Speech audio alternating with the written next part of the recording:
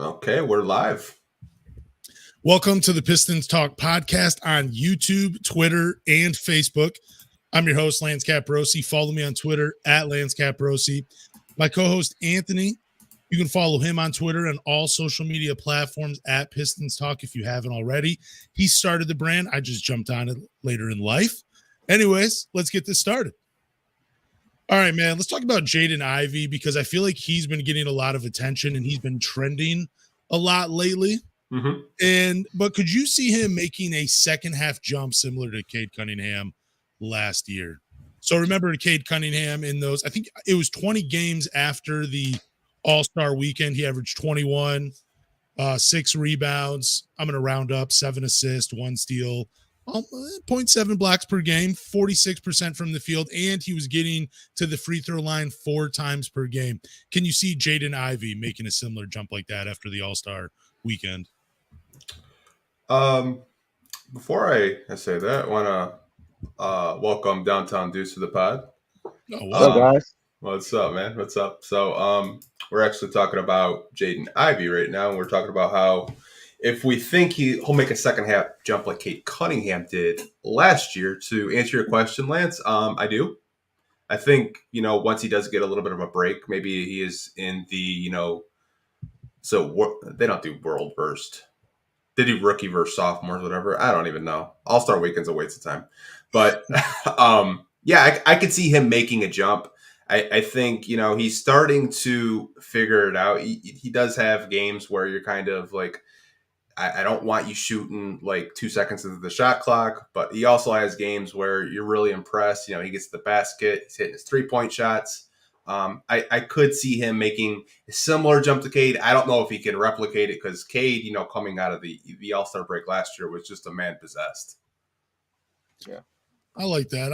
I mean, Cade, different animal coming after the All-Star weekend. Remember, he had that quote where he had said, I had arrived. So you knew something was coming after that. But I'm also with you, Anthony. I do believe you will see a strong second half coming from Jaden Ivey, especially with the development of Killian Hayes, Isaiah Stewart, Jalen Duren. And then you got guys like Alec Burks, Boyan, Sadiq. If they continue to hit shots, all of those guys and all of those things combined will take pressure off of Jaden Ivey. And I think you're just going to see at least his points per game go up just because, things he was working on in the second half, he's going to be better on going into the second. First, things he was working on in the first half, they'll be better on in the second half. And we're just going to see a different player after the All-Star weekend. What about you, Downtown? What do you think? Do you think we're going to see a second half jump similar to Cade Cunningham from Ivey this year? I do. I'm with Pistons Talk. I don't know if it'll be the same type of jump, but one thing I spoke to his father about that regarding his mid-range jumper, and he said that's his next progression. It's just really getting consistent with that mid-range jumper because guys are scouting him now. They know what he's good at. He's speedy. He's quick. He can get to the rack. So they're giving him room. So being able to knock down that 15 to 20-foot jumper is what his next progression is, and that's what he's working on now. So I really want to see him progress in that area. And then also, too, it seems like he's understanding now how to use his speed. I think in college, he was just used to being able to just drive past everybody because he's faster than everybody.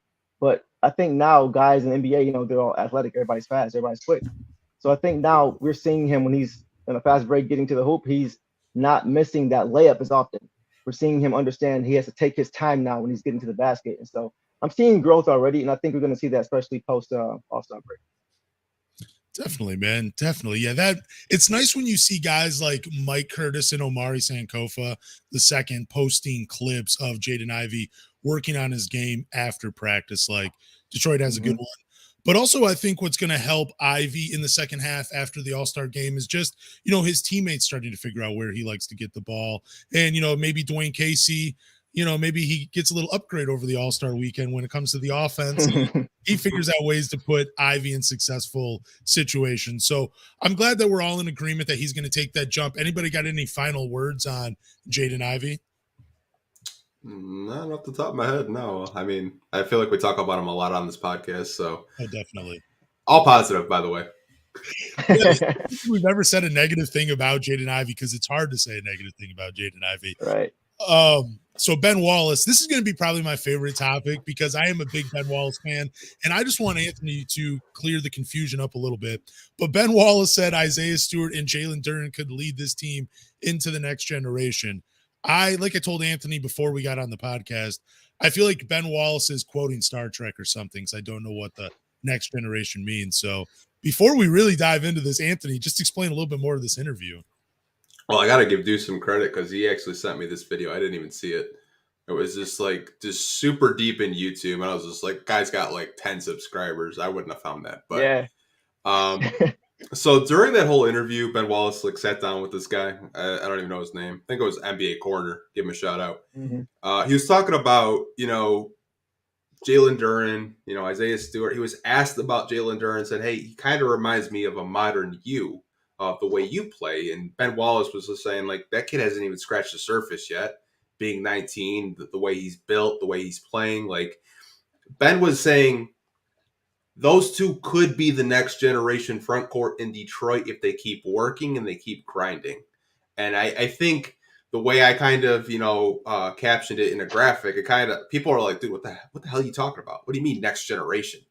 Like, could be is the word you need to focus on. They could be if they continue to work and continue to develop their game. I think Isaiah Stewart has done a very good job of developing that three-point shot.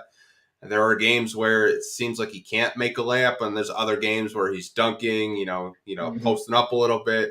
I think, his development, he should really focus on a mid-range game. We talked about that in previous podcasts. Jalen Duren, I think we're probably seeing 5% of what he can actually do.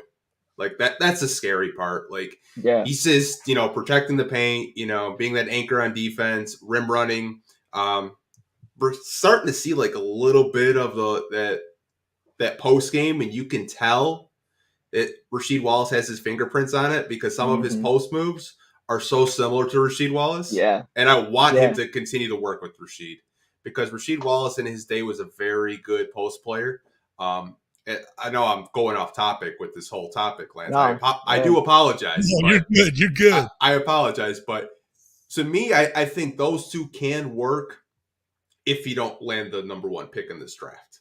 Because if you do land the number one pick in the draft, you might have to break that up.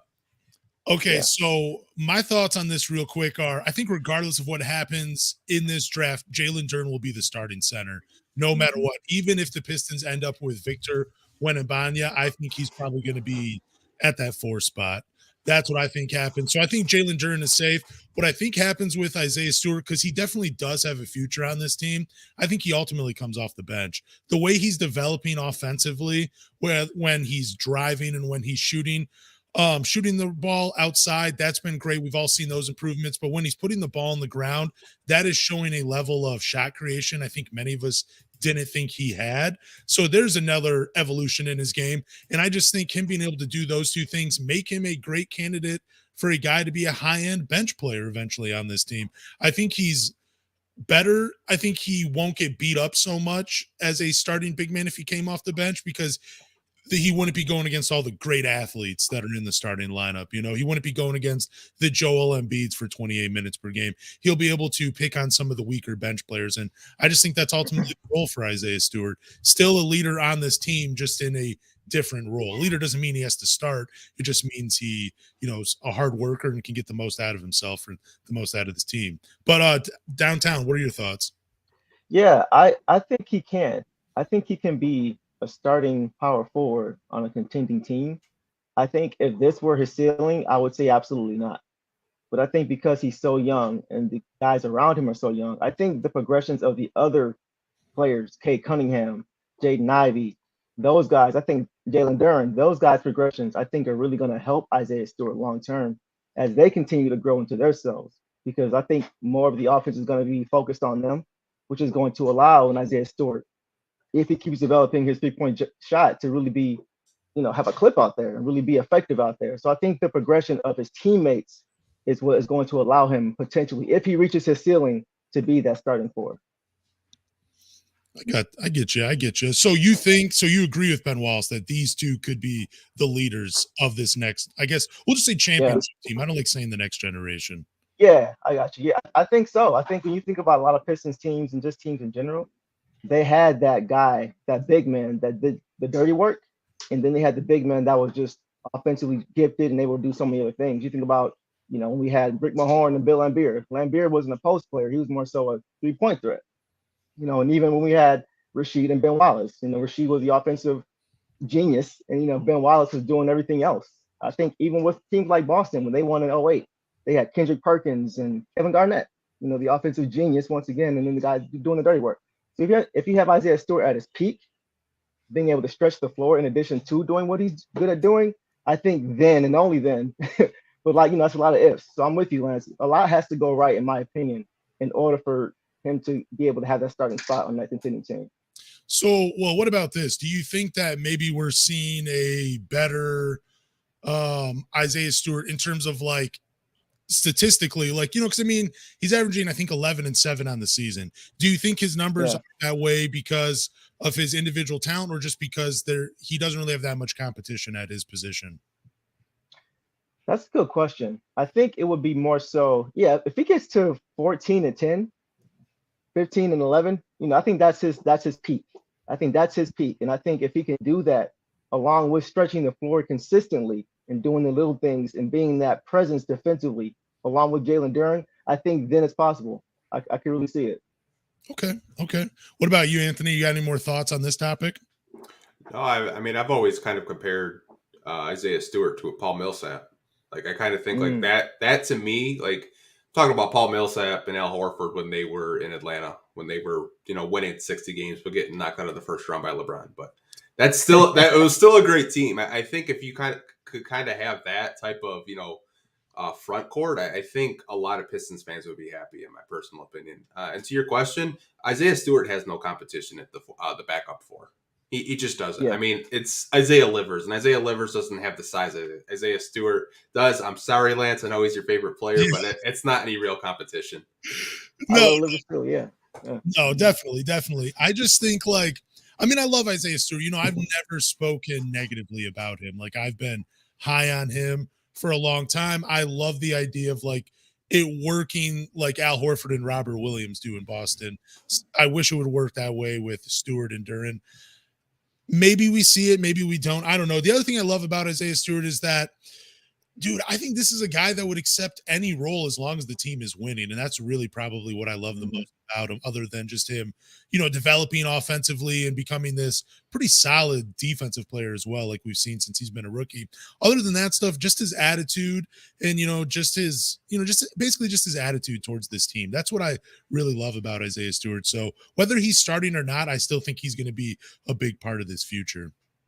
Agreed. Yeah, it's interesting you say that too, Lance, because that was something that, to your point, that was something that Coach Casey said in an interview. He said these two better like each other because they're going to be together for a long time. So yeah, I think either way he's going to be a part of this team, like you mentioned, for sure. Yeah, and I think Isaiah Stewart's developing that offensive game where he could play alongside Duren or play alongside, we'll just say Victor W. He has the game where he could play with either one of those guys. Right. Whether he's starting or coming off the bench, he fits. This is going to be a fun topic, though. But do you think the Pistons should give Jalen Duren a longer leash on offense? For the month of December, Duren averaged 8.4 points per game, 10 rebounds, 2 assists, a steal, a block, shooting 68% from the field. He also had 4 games where he had 3 or more assists in that in the month of December as well. So what do you guys think? You think the Pistons should give him a longer leash on offense? I'll let you handle this one, Deuce. Personally, I would say yes, because I think this season is a season of really just seeing what you have. We got a lot of decisions to be made this offseason, even at the trade deadline. So why not see what he's got? We've seen what he's been able to do without having any plays drawn up for him. He had 14 rebounds in his first ever game. So we see the intangibles. We see what he can do without the ball. Let's see what he can do on offense, and then see if he can still sustain that defensive presence on you, just to see. Just to have a look at what he can really give you going forward. Since we're not going to the playoffs, we're not contending this year anyway. Why not see what we got? Exactly. I would love to see a longer leash offensively for Jalen Duren, because like Anthony was talking about at the beginning of the podcast, where we've seen flashes of the mid-range jump shot. Like I want to see a little bit of that. I want to see some post moves. I want to see him use his right hand and his left hand over his shoulders. Like I just want to see just him get it offensively and see really what he can do and what he can handle. And I mean, part of it is because it's just impressive to be 19 years old in the NBA. I really want to see how superhuman Jalen Duren is. So I would love to see what he could do offensively. But what about you, Anthony? I want to see him more in dribble handoff situations because I think he's a gifted passer where you could actually run DHOs with Jalen Duren. I know they did it a little bit with Isaiah Stewart, and Isaiah Stewart, nothing against him. He's just not the passer that you need to be to run DHOs. I think of Mason Plumlee, who was here a few years ago, and he was so great at running the offense, getting everyone set up. I think if you do DHOs with Duren, he's just going to have to learn how to set a pick and not move, because right now what I see with him when I watch is he sets a pick and he doesn't really set it. He moves like instantly. He's going to have to learn the art of like setting a pick and throwing a pass at the same time. I mean, we saw Andre Drummond do DHOs when he was here in Detroit, and he damn near flirted with a triple-double a couple times, and he became a really good passer, learning the dribble handoff offense. I think for me, that would be Duren's next step in development. And why not do it? You're not making the playoffs. You're not winning the championship.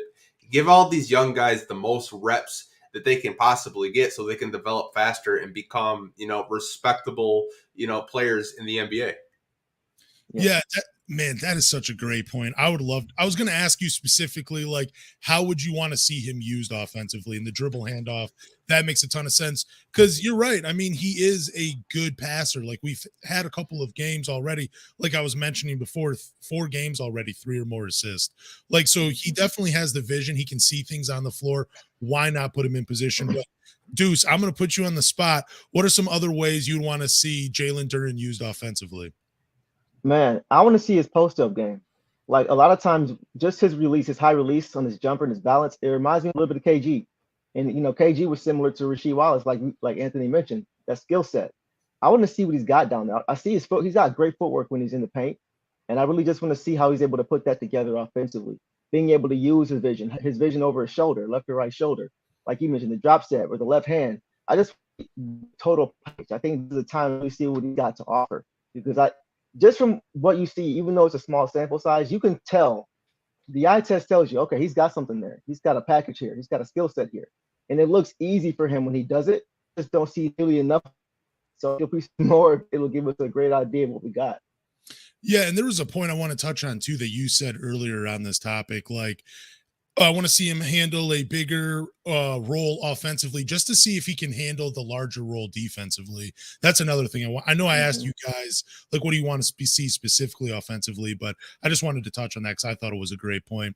But I'm with both of you guys. The dribble handoffs, I want to see him post up a little bit more. But I kind of want to see him just operate. I want to see more of the passing. So I'd love to see him operate out of the high post and, like, hit guys cutting to the basket, whether it's Hami or Sadiq or Killian or Jaden Ivey. I want to see what he can do with guys moving and him being the main facilitator. I'd like to see that from Duren, because I just think, like what we're talking about, there's just a lot of potential there offensively that he just hasn't scratched the surface of yet. Yeah, for sure. So I think this next topic, I mean, it could get a little heated, because why not? I think we all have a little distaste, and we get a little distaste in our mouths every time we hear his name. But why do you guys think media members like John Hollinger, or really just John Hollinger, dislike Detroit? Because every time John Hollinger tweets about Detroit, it just seems like there's some venom in those words. Like, he hates Detroit for some reason. I don't know if it's an act he's putting on, because when he does tweet about Detroit or attacks Detroit, he gets a lot of traction and a lot of attention. But to me, it feels personal. Did someone make fun of John Hollinger? Can someone share this with me? Did Eminem rhyme his name in a song? Is that why John What is the story behind this? But what are you guys' thoughts on John Hollinger just disliking Detroit? What do you think, Kristen Talk? I've probably made fun of him a couple times, but I mean, it goes back to the Servetus draft, right? Like he was saying, the Pistons literally drafted the worst draft pick in NBA history. Like, Well, that's harsh. Yeah. I know he worked for the Athletic and he does do really great work, so I'll be careful of what I say. But man, he's just trying to be funny and he's not. Like he said, yeah, Charlotte in I don't even know, was Charlotte and San Antonio should be in Paris, not Detroit. Oh, So Wow. so Victor can see his next team. I was just like, Oh dude. yeah, shots fired. I was just like, what did the Pistons do to you? I said, I know you were a former GM. I said, maybe we know why you're not a GM anymore. But I mean, like, hey, I'll take a shot. I don't give a shit. But Right. I mean, he just tries to be funny all the time, and it just doesn't come off as funny. well, didn't he tweet out before the Paris game that the NBA had a chance to still move Oklahoma City to that game or something? Yeah, And something stupid like that. I was like, Yeah. shut the fuck Yeah, up. I think so. Yeah. But downtown, what I mean, like, what are your thoughts on John Hollinger? Why do you think he dislikes Detroit? I don't know, man. I'm not too familiar with him, but just what I'm hearing, it just sounds like it's an act. Whenever you decide to take personal, blatant attacks, at somebody, it just feels like, all right, man, all right, bro, we see what you're trying to do, and it's not really that funny. That's kind of how it comes across to me, especially when it's so consistent and when it's so obvious like that. But that's just me. When was he a GM, Anthony? You're gonna actually make me look up his dumbass. Hold on. Well, I want to know because I'm wondering like who the GM was Detroit. Like who hung up the phone on him the quickest in the Right. in the NBA. I can't believe that dude was a GM, like a real GM, not an assistant, not like an intern. Oh, he was a former vice president of basketball out for the Memphis Grizzlies. Oh, So, yeah, I mean, he was part of the Grit and Grind Grizzlies with Mike Conley, Mark Gasol, and all those guys over there. So, oh, so he was a part of a team that was already assembled. Nice. Good for John Hollinger. Yeah, I don't know. I've like the more he tweets about Detroit, that taste in my mouth just gets worse and worse. I don't know what it is, man. I don't like people attacking Detroit. The city's been through so much already. We don't need people attacking us. Jeez. It's all Detroit versus everybody, man. It's just how it is. I never really fell for that whole Detroit versus everybody thing, but man, I mean, geez, it really does feel like that. Yeah, it's hard to overlook. It really is. It's just low hanging fruit. It's just an easy target. Like, I mean, if I were him, I would have put the Rockets in there. They've lost 13 straight. No one talks about the Rockets sucking, but like they just get away with it because they're in Houston. Detroit won't be low hanging fruit anymore when Victor Wembanyama is here holding the team up. There's nobody. That dude's just. Man. We got some news. Just one little piece of news for you guys. Killian Hayes wants to play for the French national basketball team. I think it's a great move. Would you like to see him to try to make the French national team? Because he talked about this in an article that he knows there are veterans on the team and that nothing will be handed to him, that he has to go out there and make a name for himself in training camp. But would you guys like to see him play for the French national team? You can take this one, Deuce. I would, man. I'd love to see him over there playing at home. I know a lot of people were disappointed he didn't play too well. A lot of people are looking forward to him having either a 5-point game or a 50-point game. Nothing in between.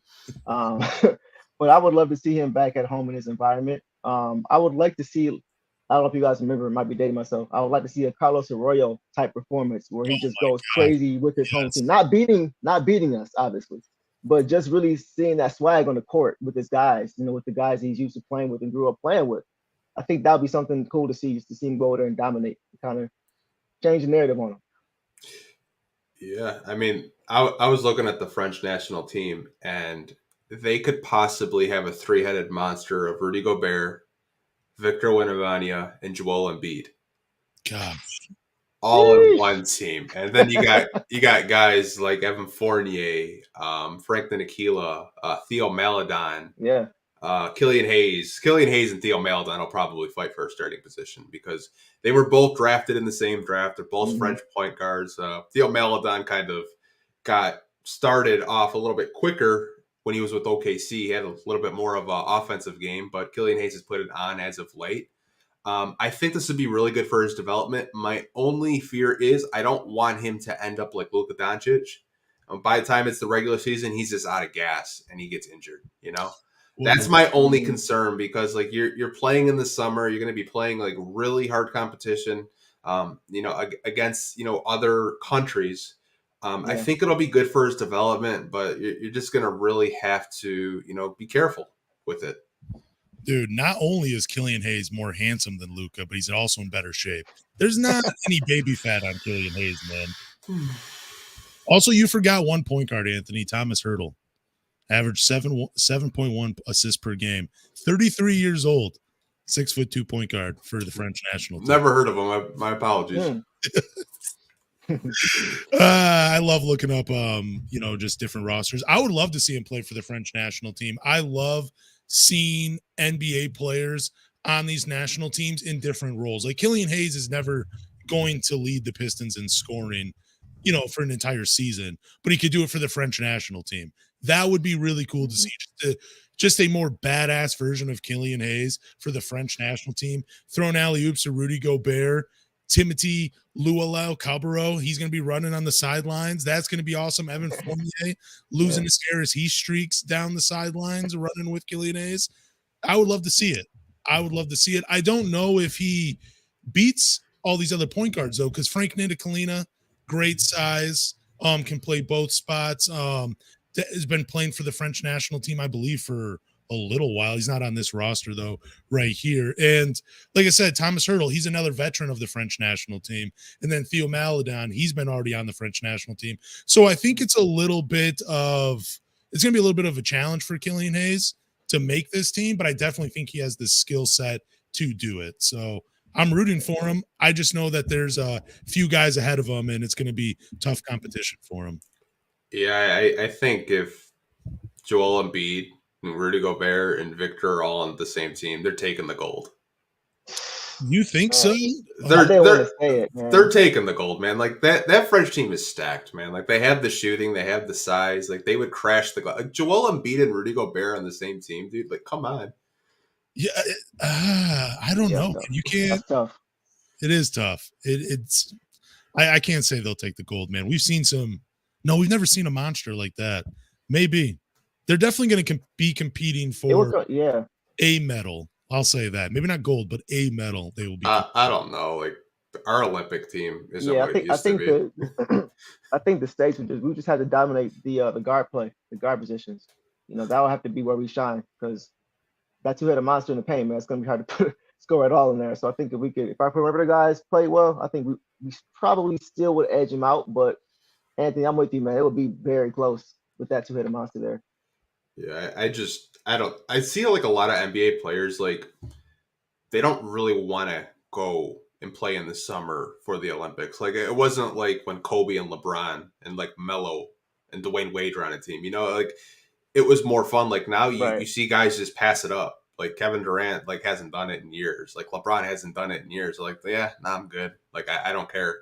Yeah, I think the generation between like LeBron James or those draft classes between LeBron James draft classes and I'm going to say like Anthony Edwards draft class. There's a few draft classes in there of players that don't want to play over the summer. They just don't really care about doing the Team USA thing, which is fine. That's cool. But I think the younger generation of basketball players, there's a more set of importance on Team USA. So I think we'll be fine. Mm-hmm. I don't know. It's just some of those generations. Let's do a little bit of injury talk. I mean, thank God nobody else is in the injury news or on the injury report, but Marvin Bagley's still out. Jalen Duren, thank God he's healthy. Is there any other players, though, that are going to be missing time or any other injuries that are hanging around? I saw Isaiah Stewart's going to be out tomorrow against the Bucks. I saw that from Mike Curtis, so shout out to Mike. That's it. I mean, Bagley should be back, let's see, after the trade deadline. We'll see if he's still in the Detroit Pistons uniform. Oof, man. I feel like you know something. Who do you think gets more minutes over without Isaiah Stewart playing? Are we going to see more minutes for Nerlens Noel, Kevin Knox? Are we going to see who are we talking about last week for the G League? Roden is his last name. I mean, if you needed size, you would get Devontae Caycock, who won a championship with the Lakers. You know, he's got NBA experience. I mean, if you were like in a win now situation, you probably would have given Cade Cock a 2-way and you would have waived Buddy Boeheim. Yeah, Buddy. Well, but we've been seeing the Pistons go small ball, so anything's really up in the air, right? For them. So yeah, I hope we get some Noel minutes because I want to see that trade value go up. Yeah, I was wrong. I'll admit I was wrong. I thought him just sitting there and not playing because you already have all that old film on him would be better for him. But just the fact that he could go out there and what were we talking about, the game against Rudy Gobert? Yeah, he still has it. I want to see some Noel minutes, definitely. We have a couple more topics before we move on. Former Detroit Piston Brandon Jennings believes Isaiah Thomas should have a statue outside of LCA. I have to agree with him. I mean, this feels like a long time coming, right? Isaiah Thomas, I don't know why it's been. He should have gotten a statue the day he retired.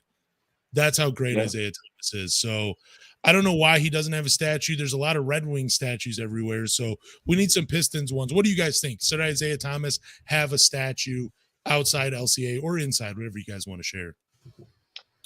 Yeah, I personally think the best player of every franchise should have a statue. I mean, I think Barry Sanders should have a statue outside of Ford Field. Some will argue Calvin, but whoever. I think the best player of every franchise, Isaiah Thomas, as of right now, should have his own statue. Absolutely. I agree. Do you think it's because we share an arena with LCA and they don't want that in there? I don't know the whole. Who owns LCA? I mean, Illich's. Okay. Yeah. Oh, then probably. Yeah, because if you walk around LCA, you see Gordie Howe. There's a Gordie Howe statue in the concourse. Like, there's so much Red Wings memorabilia, statues. They have like a little plaster where you can take a picture with like you're on the bench. Like, it's obviously a hockey arena, and we understand that. Like, we wanted to be downtown. Tom Gores, being Tom Gores, said, "Hey, I want to go down with you." He's going to help, the Illich's pay off the debt faster because that costs a lot of money to build a building like that. But I don't think the Illich's really want the Pistons down there. I've always felt that way. It's just, to them, it was a business opportunity to pay LC off faster. Yeah, but see, if you get business help, then you should be open to that person, like Tom Gores, being able to make a decision whether to have a statue of a player that played for his organization. If he is paying for it, there should be no animosity. There should be no, well, we're going to have a board meeting and we're going to vote on it. There should be none of that shit. It should literally just be, look, I own this as well. I want a statue of Isaiah Thomas up, and I'm going to put a statue of Isaiah Thomas up. He deserves it. He's a Detroit legend. So, yeah, but I guess I have noticed there is a lot of Detroit Red Wings because that arena was originally just designed just to be a Red Wings stadium, right? Yeah, and then Tom Gores, like maybe a month before it was done, he's like, "Hey, can I move down there with you?" It's just like, you're like your friend kind of like begs you for a ride like at the last second. Like, that's basically what Tom Gores did because he wanted to be in Detroit and there wasn't buildings that were currently for sale, and he kind of just piggybacked on the Red Wings for building a beautiful facility downtown. Yeah, it's interesting too because Dan Gilbert actually played a small role in Tom Gores deciding to come down here. Because if you guys remember, Tom Gores had just put a lot of money into the Palace not long before he made the decision to move downtown. So even though he had spent a lot of money, he still made the decision to still come downtown. I think young Dan Gilbert being in his ear had, believe it or not, had a role in that as well. Well, what other players outside of Isaiah Thomas? Well, real quick, Anthony, too, when you have Tom Gores money, anything is for sale. Like, anything. Like, yeah, he would buy a small piece of land to build it, he could do it. Anything is for sale when you got Tom Gores money. I just kind of think like the Detroit Pistons are a stepchild to him. Like, he's got so many businesses. They're just like, it's like a tax write-off for him. Like, it's a franchise that's a little bit over $1 billion. He shows up once a year for the press, shows up freaking hammered to every game. Can't even have an interview without like hanging on a reporter or like hugging Andre Drummond. Like, it's just a stepchild to him. Like, he doesn't really care too much about the Detroit Pistons. Like, you see him maybe once in the summer. once before the trade deadline, and then you see him again at the draft. Like it's just like a stepdad. Like it's so weird. Like if I owned an NBA team, dude, I'd be at every game. That'd be so annoying. What's your favorite version of Tom Gores? Is it Tom Gores at Summer League with the cutoffs, showing the guns? Is it the first home game throwing T-shirts into the crowd, or is it draft night pretending to care about this team? Oh, it's got to be Tom Gores hanging under a drum. That's an all-time. That is an all-time video. Or hitting an old lady in the face with a T-shirt. That is the funniest video I've ever seen. I remember that. Yeah, that was this old lady's just like sitting like front row, like behind the basket, and he throws a T-shirt and like hits her in the face, and she's like bleeding everywhere. Oh my god, that is awesome. So, outside of Isaiah Thomas, what other former Pistons would you like to see get a statue? I mean, Ben Wallace has to have one. I got to get him afro, all out, pulling down. There's that image of him just looking like an absolute unit, grabbing a rebound and all like chiseled out, flexing. That's the statue I need of Ben Wallace at LCA. Yeah, I think Ben Wallace for sure. It's going to be popular opinion, but I would still think Joe Dumars overall, just because of the part that he played in all the championships. I mean, he has something to do with all three of them, whether it was player or as an executive. Yeah. So, I think, and he's the only guy that can claim that. So I know it didn't go well with Darko, and then we had the, buffoonery years for a long time. But I think the overall imprint that he had on the team, being a Finals MVP, I think those things would warrant that he would be deserving of one eventually at some point. If Joe Dumars gets a statue, it has to be of that picture of him holding the two phones. That would be. I think that's what it has to be for Joe Dumars, just working it. Yeah, I don't know. Not. Man, there's just so many Pistons to choose from, but like the absolute like legends, the guys that when you think of Detroit, they're the first names that pop into your head. I think if you could only pick two, the first two that come to my mind are Ben Wallace and Isaiah Thomas. I think those two, without a doubt, should have a statue in the CA. I'm surprised you guys did not mention Bob Lanier. That was where I was going next. That's where I was going. Go ahead. No. Definitely a great player. But man, we have to do something with the championships, man. Those take precedence. I know, but I mean, before Ben Wallace, you got to do Bob Lanier. I mean, like you got to show him his respect. Like I get, they're doing a jersey patch with him this year, and there's stuff on the court, but like Bob Lanier really put the Detroit Pistons on the map. Like his game was a game that he could play in today's NBA because he had a post game, he could shoot threes. Like he was a dominant force. Mm-hmm. Even though him and Dave Bing didn't win anything, they still put, the Detroit Pistons like on the map, for the next generation, for Isaiah Thomas and Joe Dumars and Dennis Rodman. Like you got to show respect to, those that did, come before you. So if it were me and I could only choose two, I got to go Bob Lanier. I got to show him his respect because he was a hell of a player. No, I'm not mad at that. I mean, he was a 4 or 5-time All-Star, 2010 guy for a couple of years. I mean, yeah, the team wasn't that good, but he was an amazing player for sure. No, he's great. But I mean, if you were to see, like, how sometimes you're watching a game and they like pan over and you see the statues. If you have Bob Lanier up there, everybody's going to ask who it is. You need to have recognizable, popular players as the statues. Like Ben Wallace did enough. He has the most individual hardware in Detroit of any other Piston. And I mean, he won a championship. He deserves it. And I think Isaiah Thomas, I mean, he is the de facto GOAT of Detroit. So he deserves one as well. It's no offense to Bob Lanier. I just think those two, they just mean so much more to the city of Detroit and for what this team was. Yeah, I mean, like I said, he's got it. Like if you wanted to give a statue for every banner, I mean, LCA would just be like, outside of LCA would be crazy full of statues because we have so many banners up there. Man, jeez. I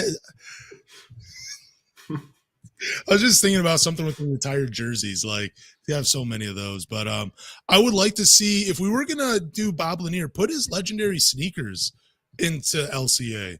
Like that's the one I think a lot more people know about. Like the fact that he wore a huge shoe than him. That they probably know more about that more than him than they do about his actual basketball playing. And again, no offense to him, it's just he didn't really do anything in Detroit. That's the other problem, I guess. Yeah, I mean, I just feel like you got to mention him at least. Like I know like they're only mentioning him because he passed away recently, but like not a lot of people Mhm. like talked about him because he played in a generation where only George Blaha and Greg Kelser actually got to watch him play. Like none of us got to watch him play. It's no shot at George Blaha Yeah, or Greg Kelser, but they're 70, 80 years old. Like they're up there in age, but like hmm I've always been like you got to show respect to people that have done it before you, and I think that would be uh, really classy by the Pistons. But like I said, So, Tom Gores is just like a drunk uncle. He's not going to do it. What's another? so Lance, go ahead. Oh no, go ahead. Go ahead. What were you gonna? I was just going to ask you a question about Bob Lanier, just to get your perspective. Would you put him in the Grant Hill category as Uh, far as a ridiculously skilled player, but just with not any really team around him to build around, and so it kind of gets lost a little bit? yeah, I would say the same thing. Yeah, I would Okay. definitely put him in that Grant Hill category. Just a very great individual player, put up some great numbers. You can look him up yourself, but there was just no real success. Like it kind of feels like Andre Drummond, great numbers, but hmm no, didn't move the win column, didn't move the needle Got you. in the win column. But what's another way though that you can show respect at the legends of the game? If you were like, what are some other ways you can do that? Like, I wouldn't mind like having a corner dedicated to Bob Lanier and Dave Bing, where you could go. They have like jerseys, they have sneakers, they have highlights and like, the stats put up on I wouldn't mind something like that from LCA, because you can't give a statue to all the legends, but I still think there's a way to remember all of them. Yeah, I agree with that. I think having like an exhibit, like an area where you can have like different like shorts from a legendary game or something like that. Like I think kind of what you're speaking to, because you do got to draw a line somewhere. Otherwise, the statues don't really mean anything if everybody Exactly. has one. So Yeah, yeah, like I know what you mean. Yeah, I wouldn't mind seeing something like that. I mean, Dirk Nowitzki just got a statue outside of the Mavs arena, and Yeah. I mean, he's probably one of their best players of all time. But you're gonna have to put a Luka Doncic statue next to him pretty soon. Like if Luka keeps Yeah. up the way he's playing and he wins a Yeah. championship, hmm like I'll probably see a Luka Indeed. statue in the next like 10 to 15 years.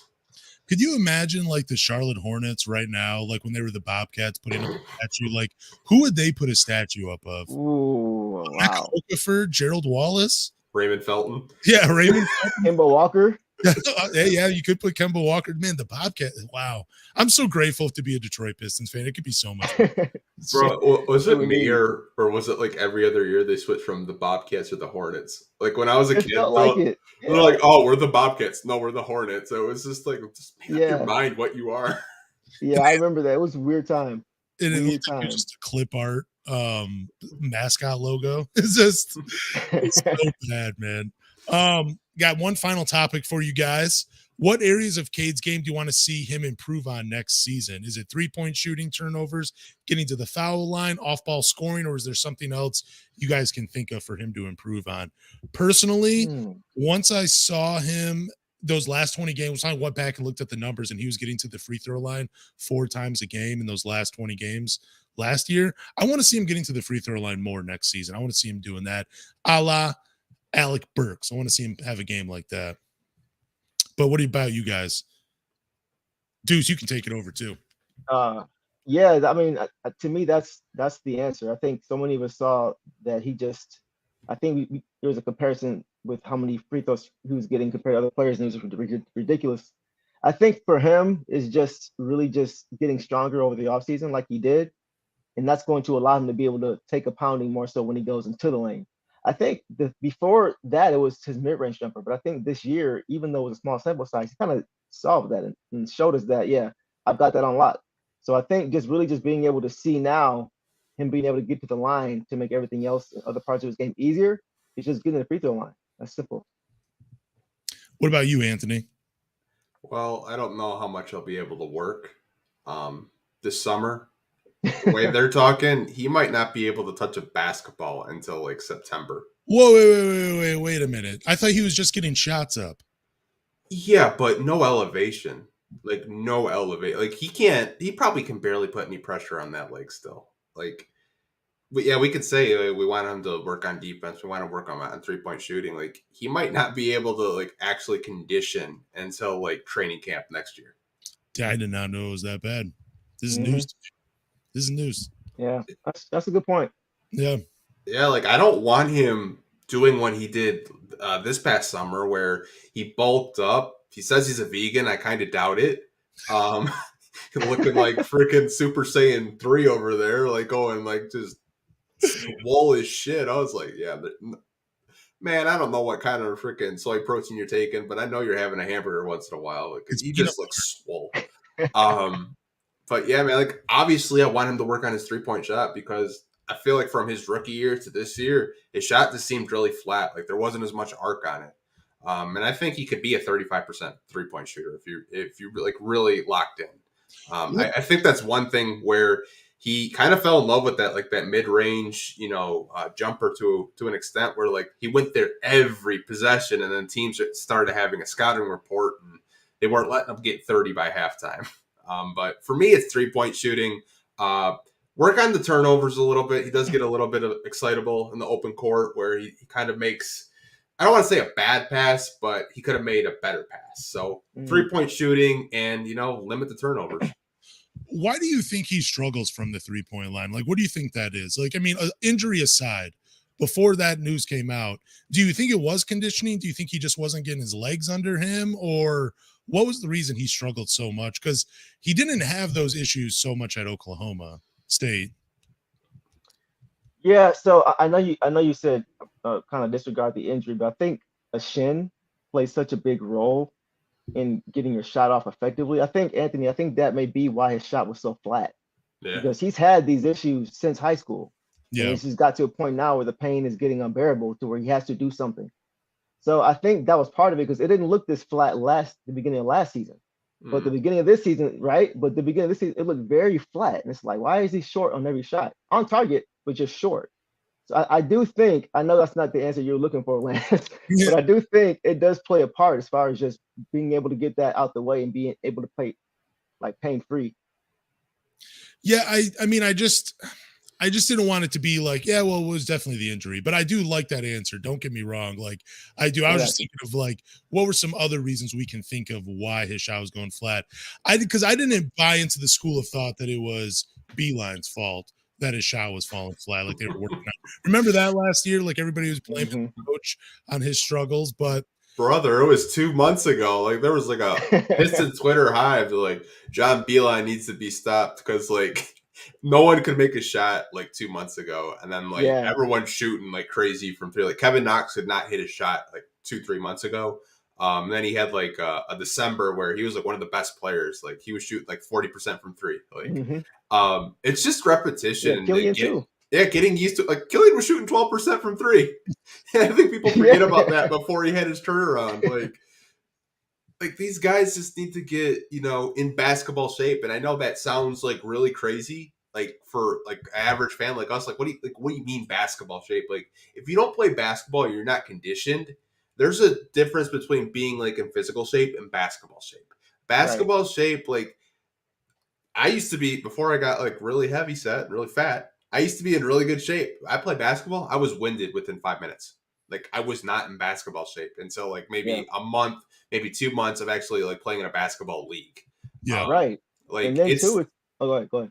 Yeah, it's just a lot of conditioning, and I think you're finally seeing a lot of the Pistons. They're finally in basketball shape, and they're not winded, and they're not missing their shots. They're having better games. So that was my whole thing with it. Like a lot of even NBA players aren't in actual basketball shape.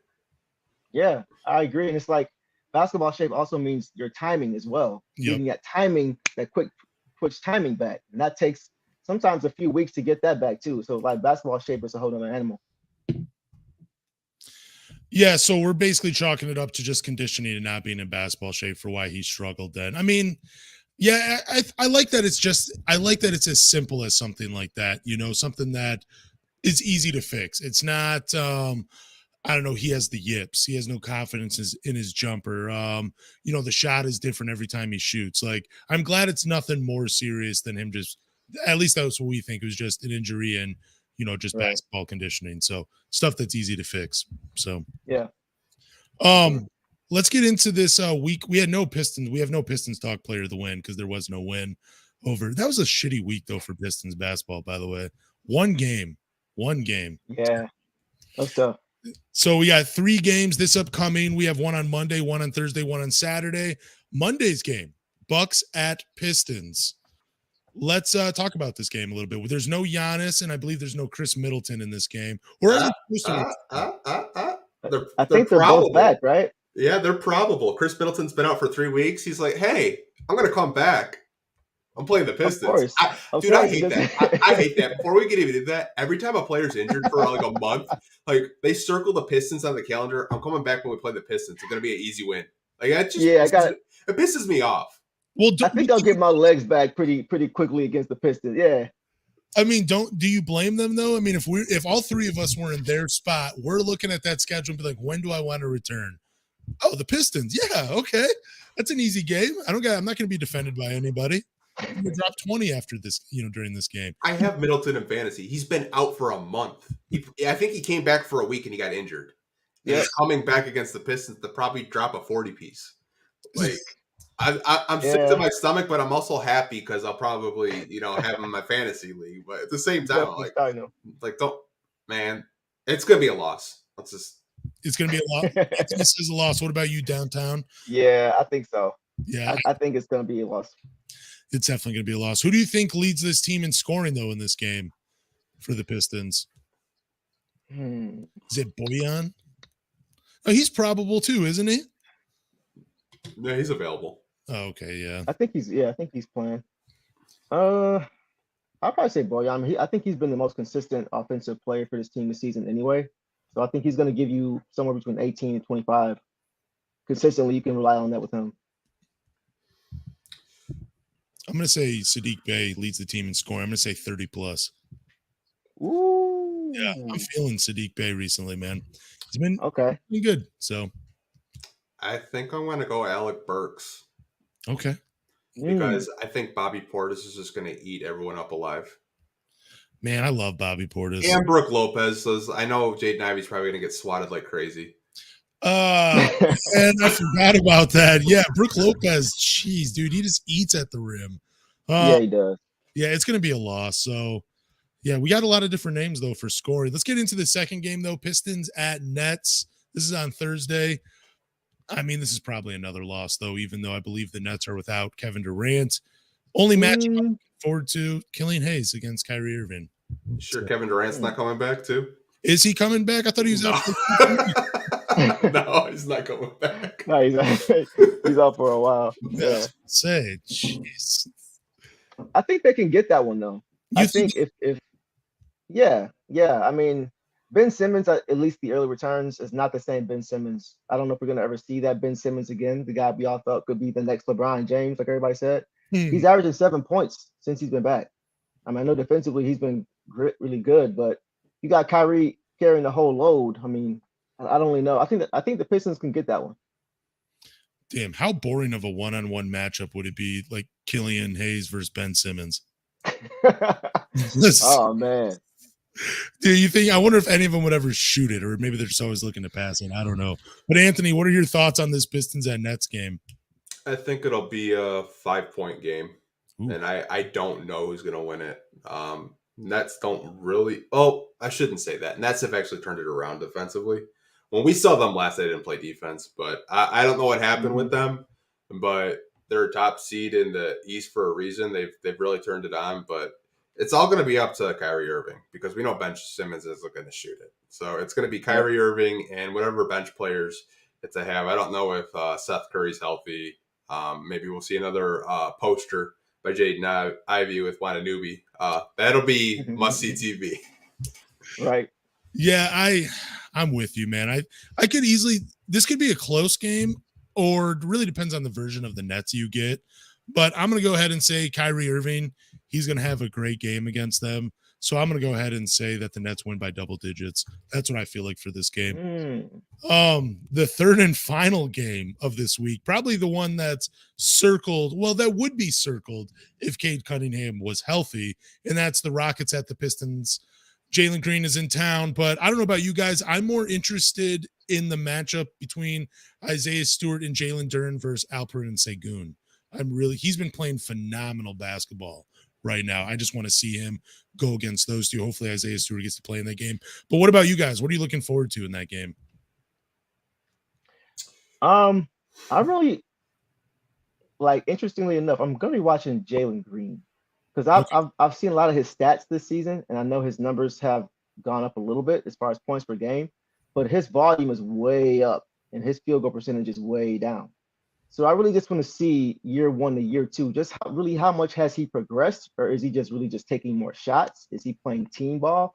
He hasn't been playing a lot of defense. I've noticed that a lot. So I just really want to see. I've been watching the progression of all the guys that went in the same draft with Cade, Evan Mobley, etc., Scotty Barnes. So I really want to see his progression from year 1 to year 2 to see if he really is making strides or just taking more shots. Interesting. What about you, Anthony?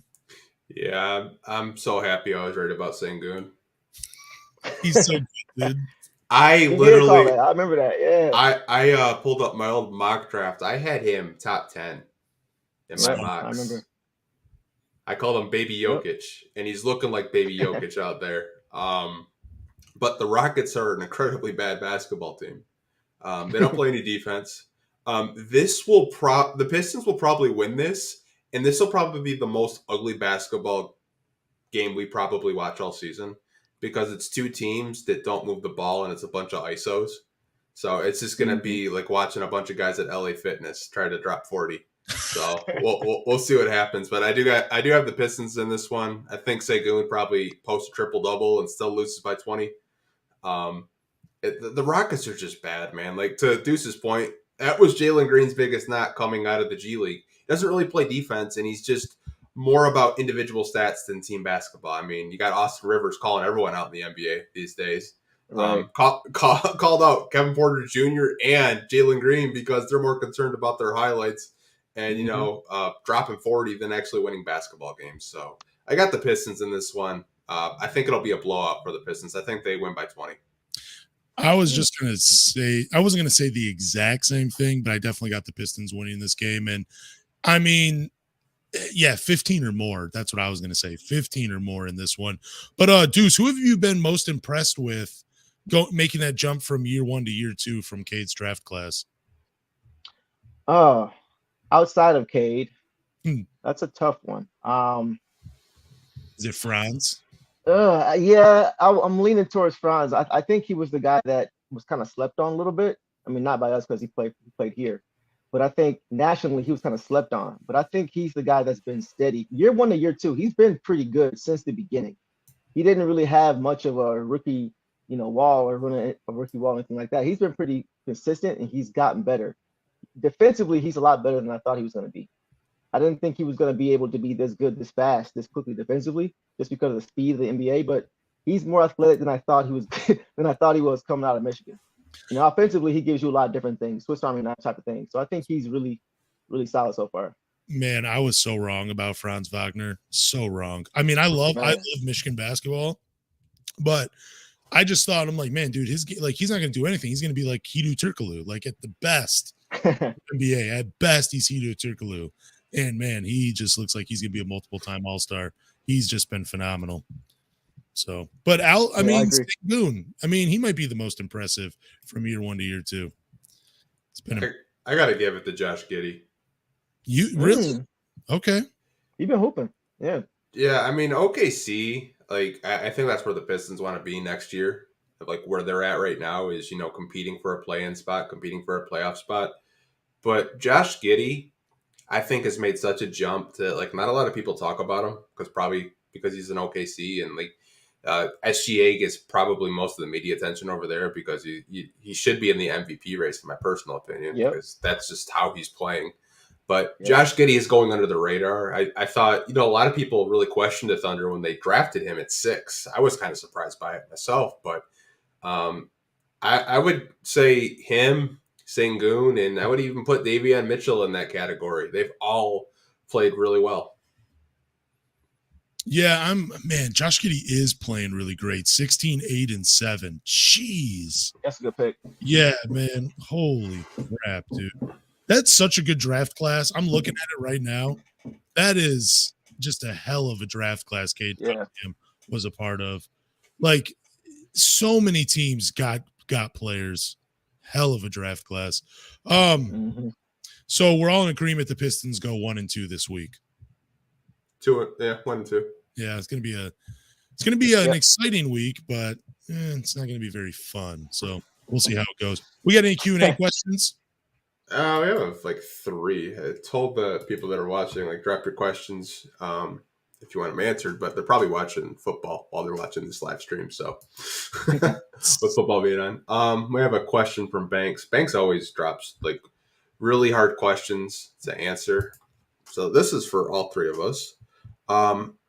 If you get Victor or Scoot, how would you build the team in the offseason to be in the play-in or playoffs next season? Ooh. That is a good question. Go ahead. Go ahead, Lance.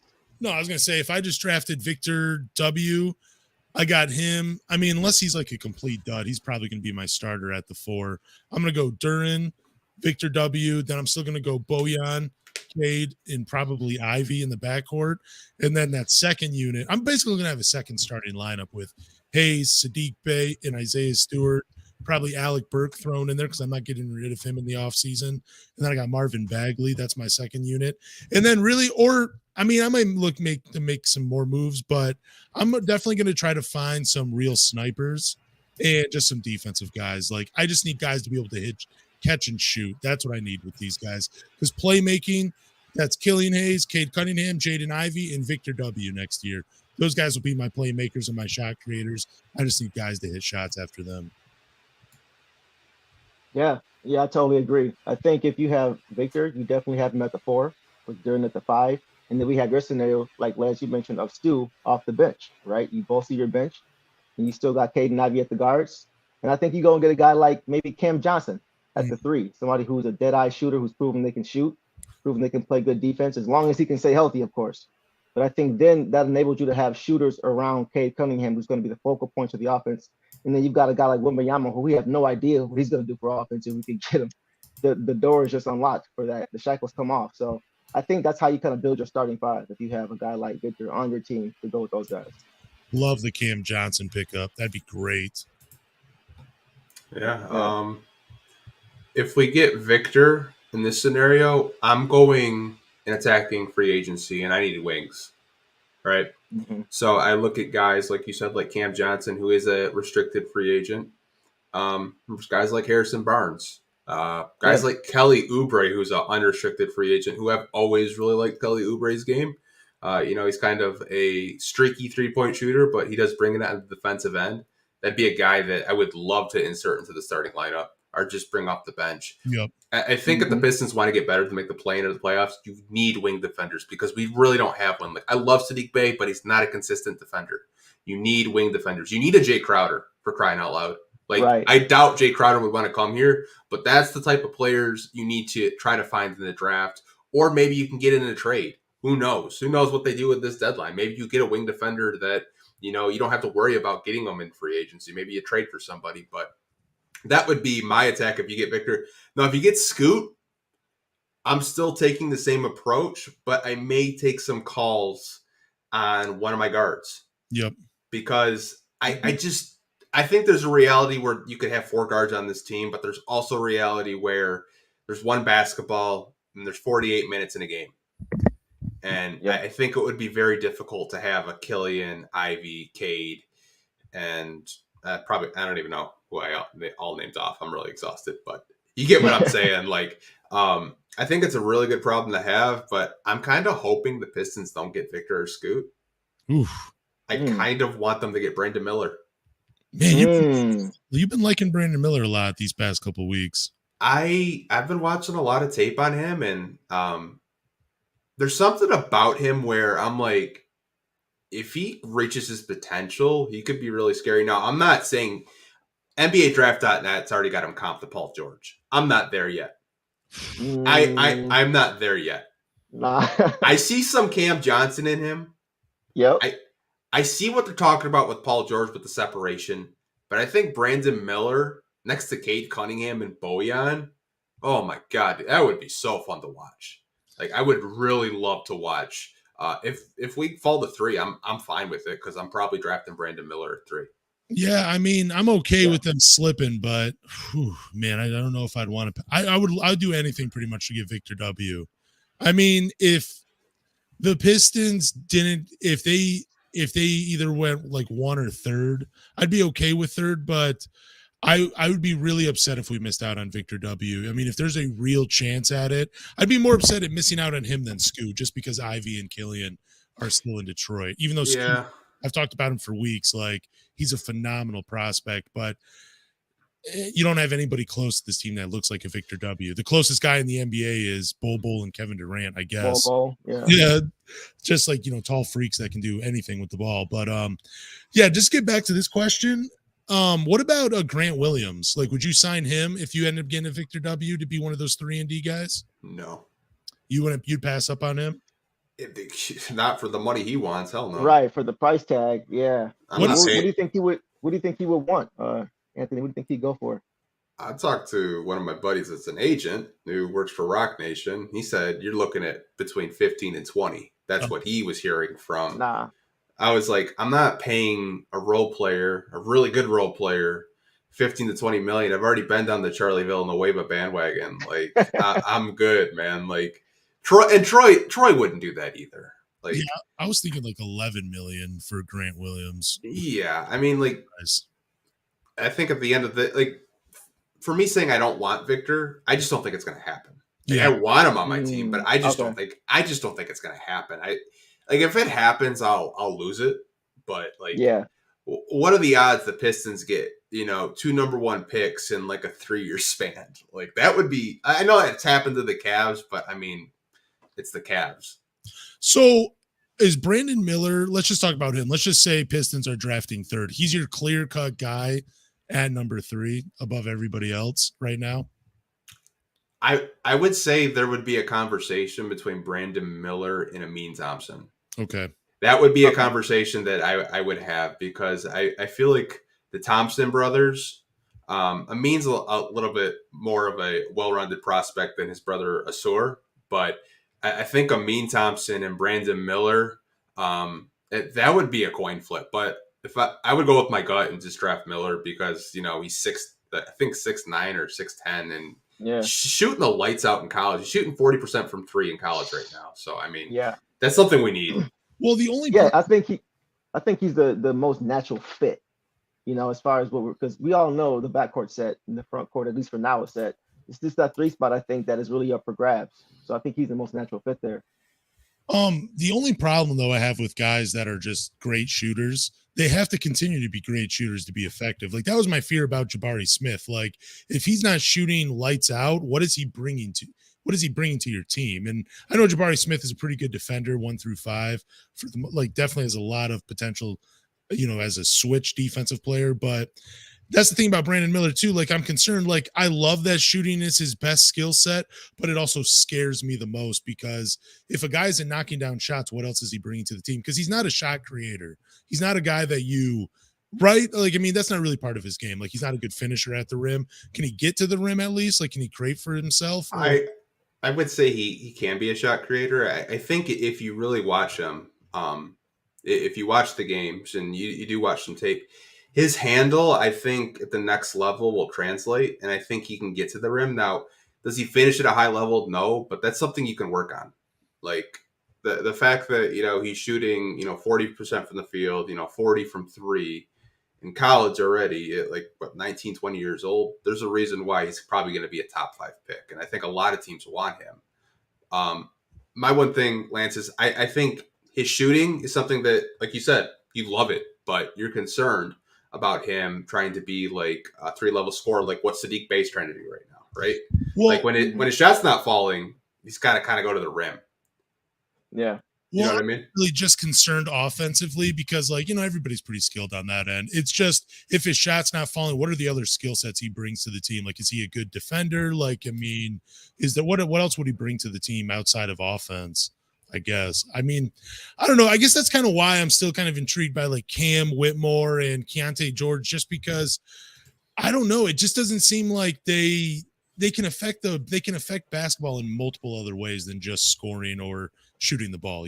Like I like players like that where if the shot's not falling, they bring something else to the team. And maybe I just haven't watched enough of Brandon Miller, so I'm just not high on him right now. Like some other people are. Which I mean, it's not a bad thing. Like that's it. I just am concerned because the same thing I said about Brandon Miller is the same thing I was saying about Jabari Smith last year. That's, Yeah, but I would caution you that Brandon Miller has a way deeper bag than Jabari Smith. Jabari Smith was just pulling up from three. And like Jabari Smith didn't really have a point guard. I forgot what even college he went to, but he didn't really have a point guard. Auburn. Like Jabari Smith, at the end of the day, he's probably just a glue guy and a really great glue guy, like a really great defender.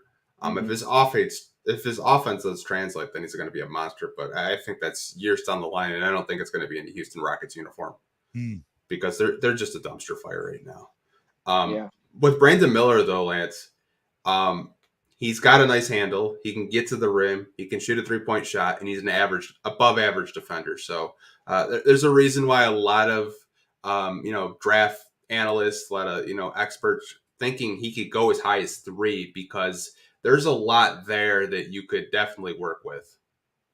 All right, I'll have to check him out a little bit more. But I don't know. Again, Jabari Smith freaked me out. I was not on that train last year. Like I was definitely not on that train last year. So we'll see.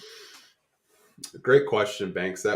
He always brings such great questions. That's a good question.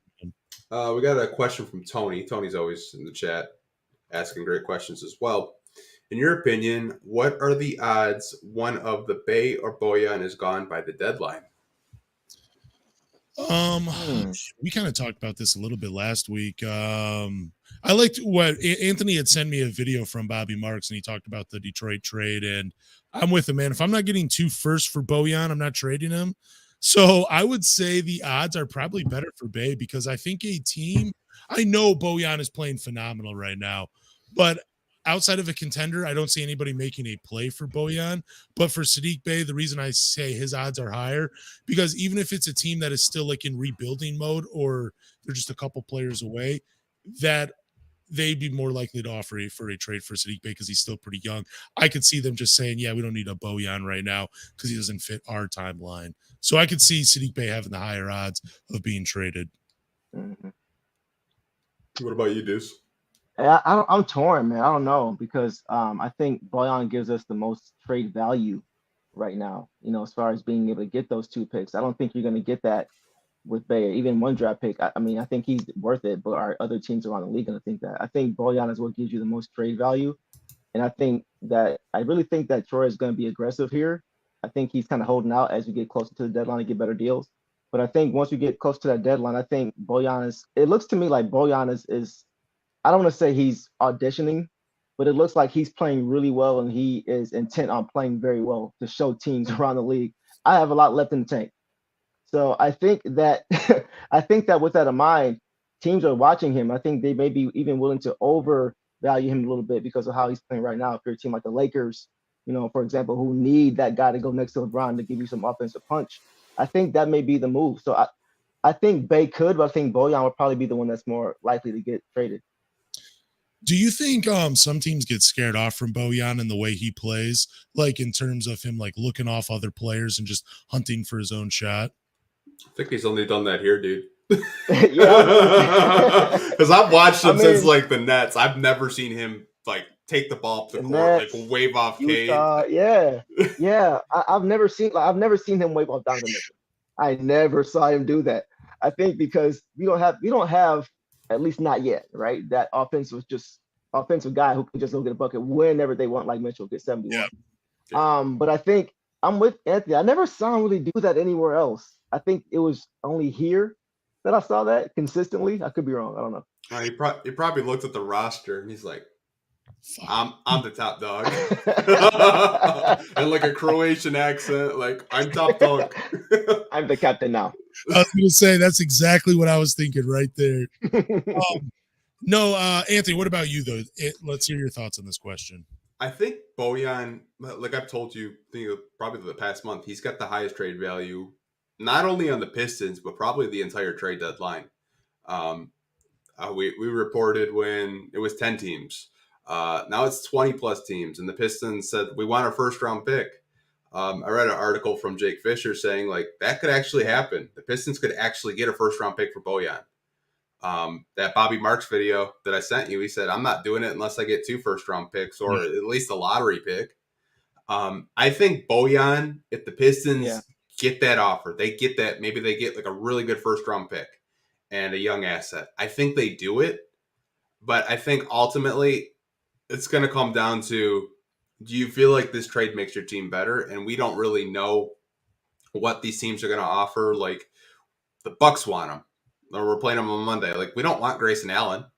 Like I think all of us understand we don't want Grayson Allen. Like the Cavs want Bojan. I mean, do you want Isaac Okoro or Karis LeVert, who are going to be free agents anyways? Then you get them in the summer? Probably not. It just comes down to what the offers are, and if you can get something in return that makes sense for you long term for the future, then you do it. But I think this is all smoke. I think they're just seeing what they can get, and I think Troy, being Troy, is just going to dangle a carrot and saying like, "Hey, look, come get it."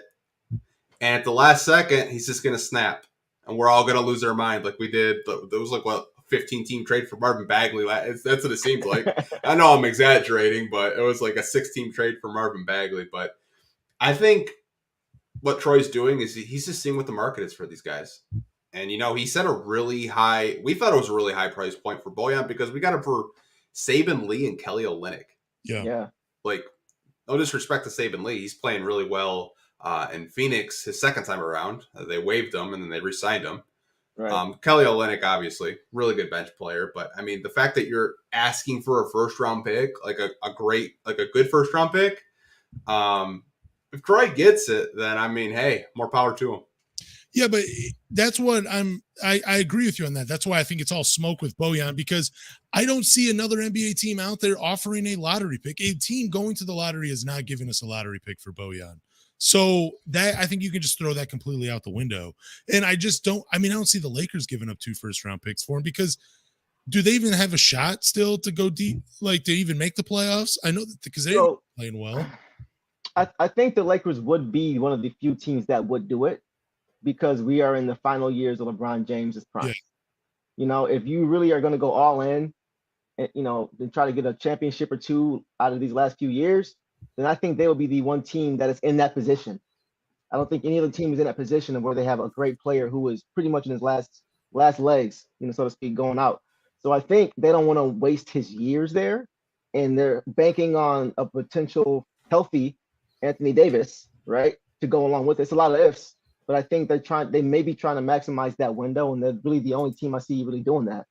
Yeah, I think they're definitely trying to maximize the window. But if you put yourself in the Lakers front office position where you're like, all right, we definitely got this season and maybe next year with LeBron James, do we really want to mortgage our future even more for a chance at a championship where most likely it's not going to happen? So I agree with Anthony. I just think it is like dangling the carrot out there, then just going to pull it away. I don't think Troy Weaver has any intention of trading Bojan unless it is like for 2 first-round picks or for a lottery pick. But I think Troy Weaver knows it's very unlikely. Like I don't think there's many teams out there willing to pull the trigger on that offer. So that is why I said the odds for Saddiq Bey are just a little bit high, because I think those trade packages, I think you would see a team be willing to throw a little bit more, mortgage a little bit more of their future for Saddiq Bey, because he still is so much younger than Bojan. He's just going to be too hard to trade, though, man. Like he's on a rookie deal that's $2 million still. Yeah, it's not much. For you to find a trade partner for Saddiq Bey that makes sense, it's going to be very hard. Like Miami's interested, but Miami doesn't really have a contract that would make sense for the Pistons. I mean, like they have, like what would probably happen is you're probably trying to package Saddiq Bey for Duncan Robinson, and that makes no sense for the Pistons. Yeah, because I've told you, once he got his contract, he forgot how to shoot. Yeah, he's just not a shooter anymore. Like he got his contract, he's good. He just forgot how to shoot. Like I'm holding on to Saddiq Bey. I'm holding on to Killian Hayes, Isaiah Stewart. I'm giving them extensions this summer, and it's A lot of people think that's going to break the bank and use up most of our cap space. I don't think that's going to happen. I think we can get them at a fair price. I don't think we're going to have to, pay them like De'Aaron Fox is the first guy that come to my mind when he got his extension. I don't think it's going to be over 130 million. I think the only players that are going to get that type of extension is Cade Cunningham. That's it. Yeah. Like, I think you can get them for a fair price, but I don't see Sadiq getting traded. I don't see Bojan getting traded. If there was one player that does probably get dealt, it's Hamidou Diallo. I think that's the one player that I think they move. I like that. Yeah, I'm not saying I hope they move on from either of these players. I just don't think I love all the rumors for Bojan, but I just don't see that happening. Like, I just don't see it. I just don't see a team really willing to give that much up. And then for Sadiq Bey, I just think he has the best odds for being traded just because he is a young player. But you're right. You would have to package him and you would have to find the right team. Yeah. But I just think more teams would be interested in Sadiq Bey just because, again, there's a lot more teams that are rebuilding or just a player or two away versus a contender willing to mortgage the future for Bojan. Yeah, I got you, man. It's just, it's really hard to trade rookie deals. Yeah. Like, I mean, your boy Isaiah Livers, guess how much he makes? Like, it's like 1.10 million or something. $1 million? Yeah, like $1 million. Like, and he's giving you close to like what league average 3-point shooting. Like, like I'm not trading that. Yeah. Like, I think that's where Troy's at too. I mean, like Sadiq, as of late, is like really put it on. Like, I think there's a lot of value with him right there. But like I said, I think if you do trade, it's probably Noel. It's probably Diallo. Like I said, they have to make up their mind on what they're going to do with Diallo pretty soon. So even though that is Troy's boy, maybe send him over to New York. Send him home. Mm-hmm. I could see that. Oh, this is an interesting question. Who wins a championship first? The Lions, Pistons, Red Wings, or Tigers? Well, I mean, it's probably – I love what Lions fans are saying about the Lions. It's just historically, it's been a while. So I'm going to go ahead and say it's not going to be the Lions. I'll go ahead and say the Red Wings. Like, for some reason, I don't feel like they get talked about enough by, like, the casual fan. But I know that Yzerman is building something there. So I'll go ahead and say the Red Wings. I still think the Pistons, there's just too many more moves to make before they're actually in contention.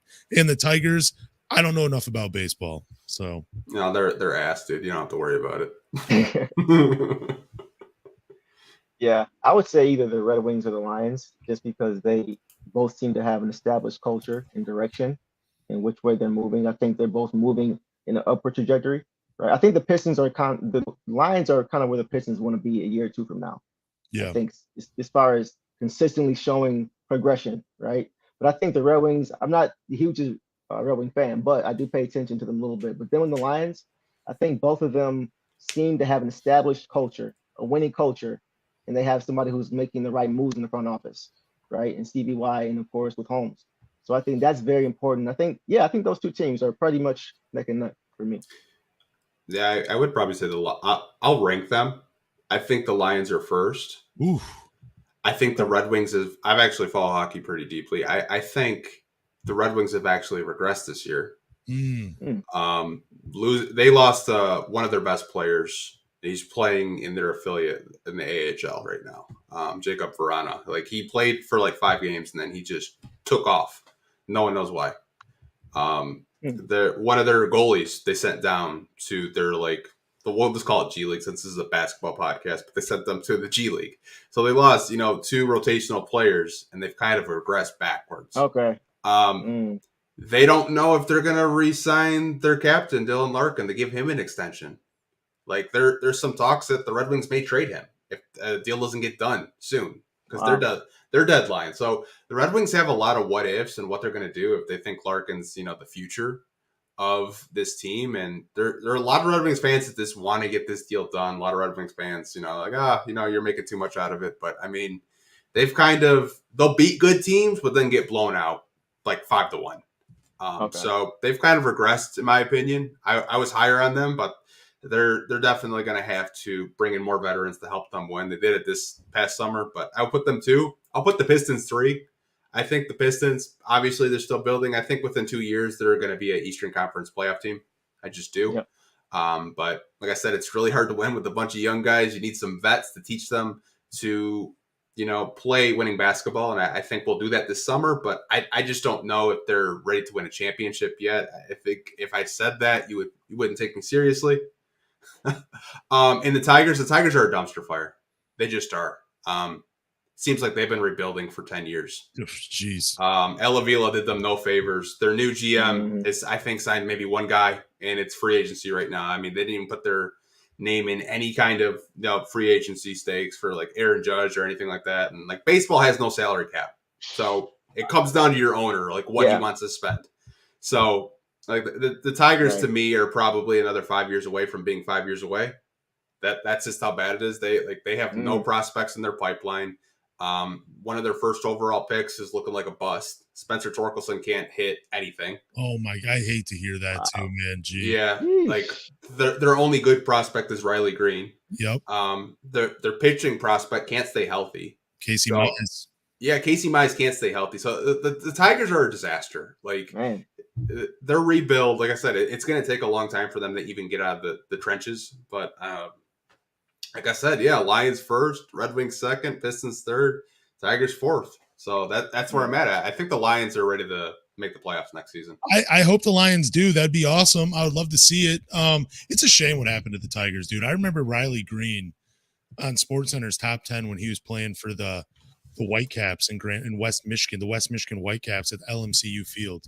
Just making SportsCenter top plays, like hitting dingers and then catching fly balls in center field. It's incredible. But I was joking about the Lions. It's just really hard for me to put them number one. Yeah, I get it, man. It's like we've been SOL. Like I've even made a joke like SOP, same old Pistons blowing leads in the fourth. But I mean, like I'm not to that point yet. But like, I get it, man. Like in my generation, like I saw Barry Sanders a little bit when I was a kid, but like that was like the tail end when he was getting ready to retire. Like I didn't get to see them in 1991 because I was born in '92. Yep. Like actually go to the playoffs. So I didn't get to see that, but I think what they have with Brad Holmes and Dan Campbell and Ben Johnson is great. And I think, having a high draft pick from the Rams this year and then having their own draft pick, I think that they can really just stock up on defense, make the defense even stronger because that was a weak point this year.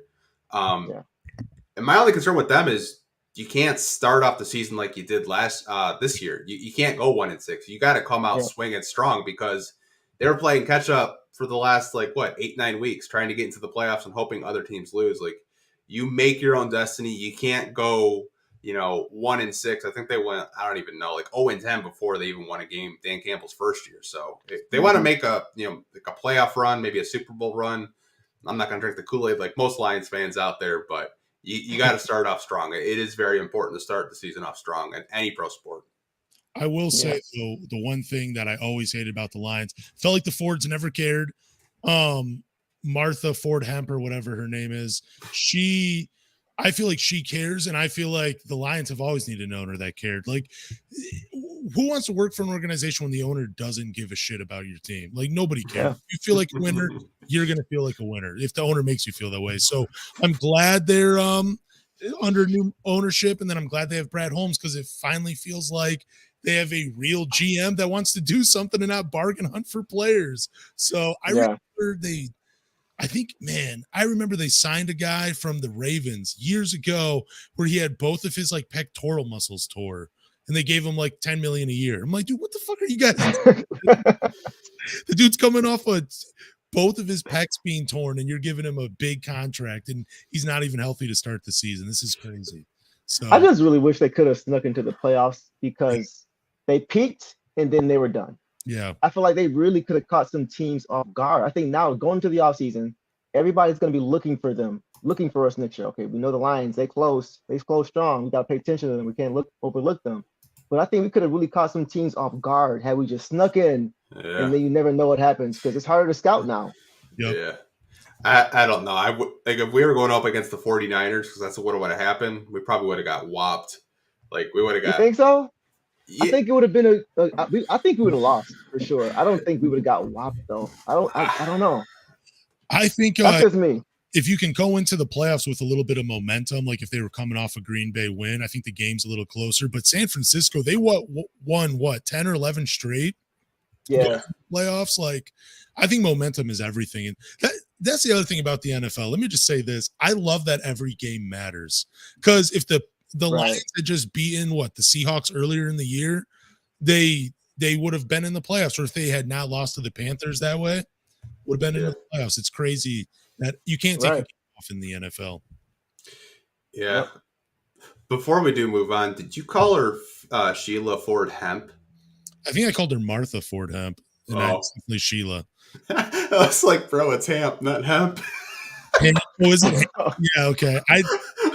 H-E-M-P, whatever. This me being me being a hemp head, I kind of caught it. Bro, I can't sleep without hemp, like straight up. Okay, we'll get back to the question. That was actually a really fun topic. Thanks, shout out to Banks for that. No, we already kind of answered that. Oh man, I'm gonna let you guys answer this. I hate this player with a passion. Question: would you go after Dylan Brooks this summer? Man, he does have that bad boys vibe. So yeah, I would do it, man. I would go after Dylan Brooks. I'm okay with there being a villain in Detroit. I got no problem with it. He's the type of guy that just pisses me off if he plays for any other team, but I would love him in Detroit. In the words of a meme on IG, oh hell no. I can't do it, man. Like, to me, he talks too much. He talks too much for me. Arguing with fans, arguing with Shannon Sharp. Man, focus on the game, bro. Focus on the game. I don't know. I like his grit. I just don't like his attitude. His attitude for me is just a little bit too much. It could be distracting. I think for a young team, I don't want that rolling off on our young guys. Yeah, like every time I think of Dylan Brooks, I think of him in college in that flop. Like no one even touched him, and he went flying like 5 feet the other way. Like I always think about that with Dylan Brooks. He's a good player, don't get me wrong, but like he's a bonehead, dude. Like the whole Shannon Sharp thing, like Shannon Sharp said, yeah, I bet you can't guard LeBron. Then he was just like, shut up, and didn't even know who he was. He was just like, yeah, he's just a blogger. I'm like, brother, that's like a Super Bowl champion, like one of the best tight ends ever played football. Calling him a blogger? Yeah, like I would not want him in Detroit. Can you imagine if like let's just say like Jalen Rose was just like hyping him up, and he like thought it like wasn't like love. He feels like I don't know who that guy is, some blogger. Yeah. Ooh, yeah, that won't be a good look at all. No, man, I don't know. I like that attitude. I think it's pretty funny, and it's just hilarious that Dylan Brooks did that, man. I got no problem with it, man. Like I'm an instigator myself, so he's not even an instigator, man. Like he's just playing stupid. Like some of the stuff he does, it's just like I remember when we were playing the Grizzlies, and I believe it was Duren, and he punched him in the back, and Duren looked at him, and then he like walked the other way. He's like, "No, it wasn't me." Steven Adams had to like literally like protect him. I was just like, "Yeah, no, I'm good." Yeah, that's not smart. I don't think a couple of guys have kind of done that with Jalen Duren. I remember with Mo Wagner when he tried to flex on Diallo, and then Duren comes over, and he's just like, "I'm good." Can I help you? Right. Man, he's already 27 years old. Like, we'll see what he does. Yeah. I don't know. I'm still a fan of Dylan Brooks, though. I mean, like to Gerald's point, like he would fit Detroit's attitude. You're right, but at the same time, it's like I don't want that unwanted attention. You know what I mean? Like Troy Weaver's always preached like character and like being a good human being, and like to me, like even though we had Josh Jackson was like on his best behavior here in Detroit. You never really like saw him try to fight anyone outside of Zach LaVine that like one time. But I mean, like other than that, like Dylan Brooks would probably be getting texts and fines like once a week here. So would you like question Troy Weaver if he brought in a Dylan Brooks? Would you be like, dude, I thought this was about, you said you had a certain type of archetype, but he doesn't really fit it. Would you question Troy Weaver if he brought him in? No. Okay. I understand it. He's a good defender. I feel like I wish I would be getting more output on the court from him if I'm going to allow him to do certain things that may be questionable on and off the court. You know what I mean? Like when we have Rasheed Wallace here, all right, he's gonna lead the league in text, but he's also gonna drop 20 and play great defense for you every single night. You know what I mean? Yeah. So I don't know if Dylan's gives me enough to warrant the behavior that may come with him. Okay, I get that. I definitely get that. I don't know. I think I don't watch a lot of Memphis basketball, which kind of seems to be a shame because John Morant just seems like one of those guys where you want to put down whatever you're doing to watch him play. But some games I have caught Dylan Brooks, I mean, he seems to be one of those guys where any given night he could be your leading scorer, but even if he's not hitting baskets, you know you're going to get a guy giving his all defensively and doing whatever he can, whether it's like, hustling or diving on the ground or doing something. I just feel like Dylan Brooks affects the game than just in the scoring department. Okay. Yeah, I mean, Tony's going ham in the shout chat. out to Tony. Yeah, Tony really wants Dylan Brooks. He said he gives you 17 in great defense. One of the best. 17? I didn't realize he was giving you that. Yeah, I mean, he's a good scorer. Like, I just question it just because Memphis isn't Detroit. And what I mean by that is Memphis has a system in place. Yeah. We don't have a system in place, and it doesn't look like Dwayne Casey is going to get let go by the end of the year. Looks like they might run him back one more season. I don't know if Dylan Brooks would average that same 17 as he would here in Detroit. I think the pecking order would obviously be, Cade, Jaden Ivey, and then you still have Bojan. Like he'd be like a fourth option. Like I don't know. Like would he start? I don't even know if he would start. Like, do you want to start him? Do you want to put him out of his comfort zone? I don't know. Yeah, it's he's not a sniper either. He only shoots 32%. 33% from three, which is up from 31% last year, but it's still 6 attempts per game. So, I mean, I like what he brings. I just don't know how he fits, though. Like looking at the numbers, and yeah, he is going to be 28 next year. Is he a good enough shooter to play off of Cade? Because you're not going to want him to do too much with the ball. So, I don't know. He's an interesting player, but I do love his attitude, man. I love what he brings, like emotionally, to a team. I think there's some value there. So I'm with Tony, man. Bring him to Detroit, but it's going to be a weird fit, I think. Yeah, I think if he's only shooting 32% from three, I don't see how he starts because we were just talking about it earlier. We need a 3-and-D guy, the Cam Johnsons of the world. And if he's only shooting that from three, I don't see how he fits in that starting lineup. Because he doesn't provide the most important thing that Cade needs, which is spacing, Yeah, that's true. I mean, I could see him being in the starting lineup if you move like Bojan to the 4 and bring Isaiah Stewart or something off the bench, because then you still have some athletic ability with Ivy and Duren in the lineup. Okay. I don't know. Okay. It's interesting. There's some things you could do with Dylan Brooks, but yeah, I mean, if I would there's one guy that's going to be a free agent this year, and he's only 25, and he doesn't get talked about because he's buried on Sacramento's bench, and that's Terrence Davis. I don't know if you guys know who that is. He's a very athletic shooting guard. He's had outbursts where he's dropped 20 plus points. He's a good defender. If you kind of want to go into that young route, that's a player that you could look at. But to Tony's point, like Dylan Brooks is going to be on a lot of people's radars because he's going to be one of the best shooting guards out of this free agency class. Like him, Terrence Ross, and Karis LeVert are probably the best shooting guards that are going to be available this summer. Wow. That's right. Yeah, dude, Terrence Davis, dude, that is interesting. I just pulled up his stats. Has not played a lot of games. 107 over 5 seasons, but 2 seasons of double-digit scoring. It's good. Yeah, I mean, he's kind of an under-the-radar type of guy. I mean, like, unless you're, like, really into, like, Sacramento basketball, you probably wouldn't. You probably don't even know him, but he's a really athletic guy. There's been, interesting. A lot of names, man. Oh, he was on the all-rookie team, too? Yep. What? That's crazy. Yeah, I had no idea who this guy was. He's a good player.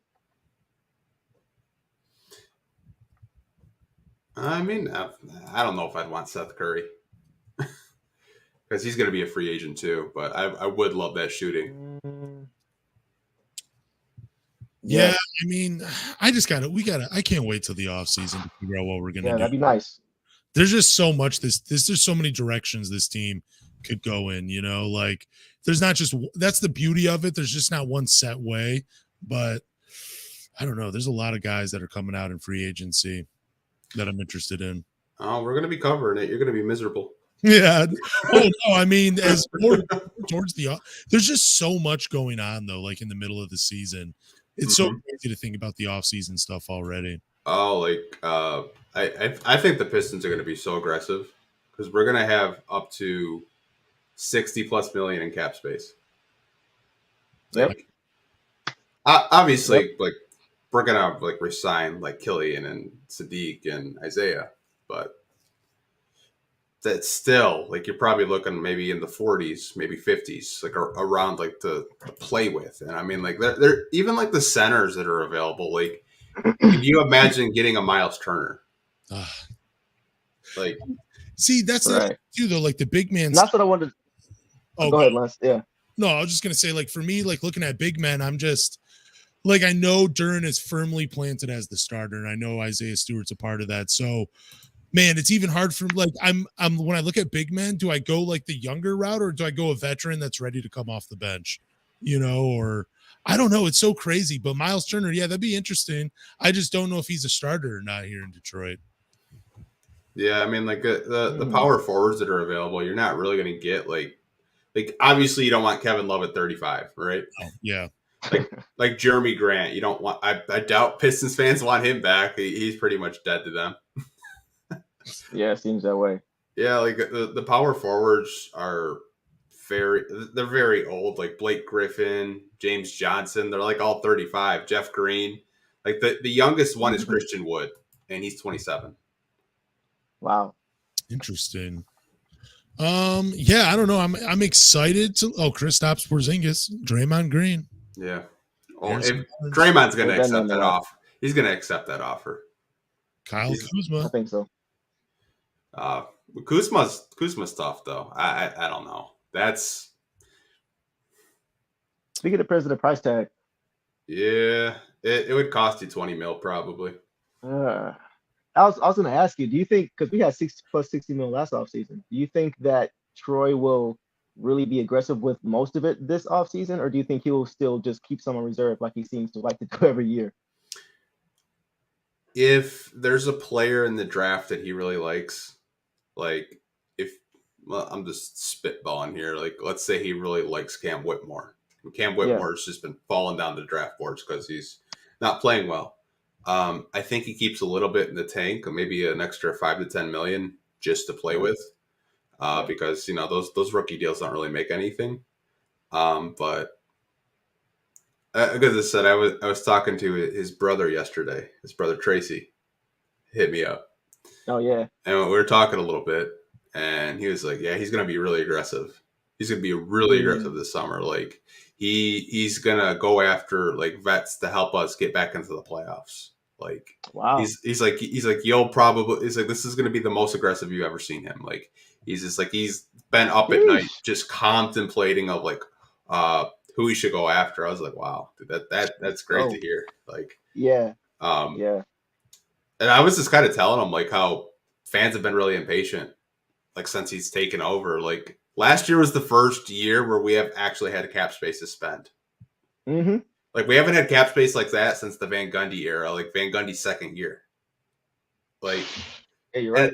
And I know like there's not like a lot of sexy names in free agency, but there are players that help us to get to the playoffs. Yeah, definitely. And to mentor Cade Cunningham and Jaden Ivey and to help them get better. Like we're obviously going to keep Burks and Bojan. I don't see them getting moved. You can add even more vets to help them win. I'm like, this could be a sneaky play-in team or a playoff team next year. Mm-hmm. Agreed, man.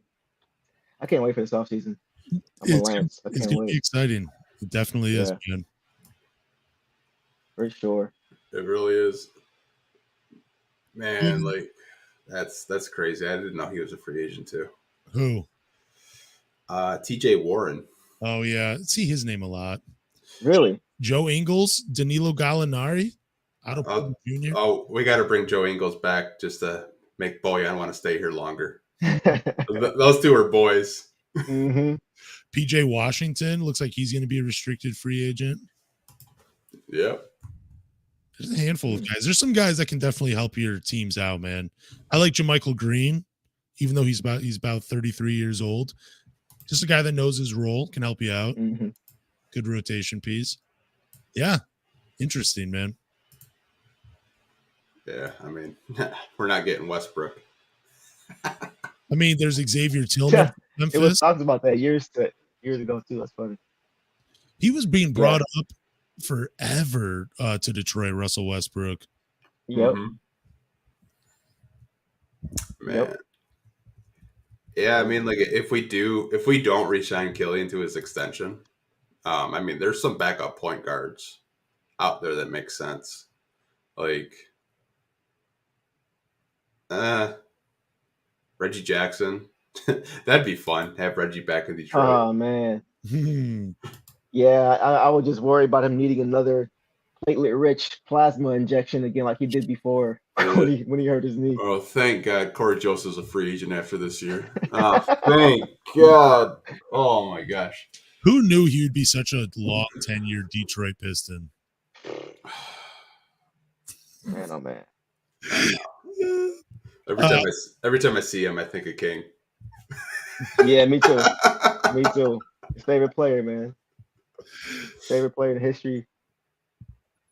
I think we gotta keep Killian. Do we have any more Q&A questions? No, everyone's going to bed. Yeah, it's 9:20. You want me to close it out? Yeah, we can close it out, man. We've been on for almost 2 hours. All right, here we go. Thank you guys for listening to the Pistons Talk podcast. Do us a favor, go to Google, Apple, Spotify, or wherever you listen to podcasts and subscribe. After you subscribe, leave a review, drop a rating, but more importantly, tell a Pistons fan. Later.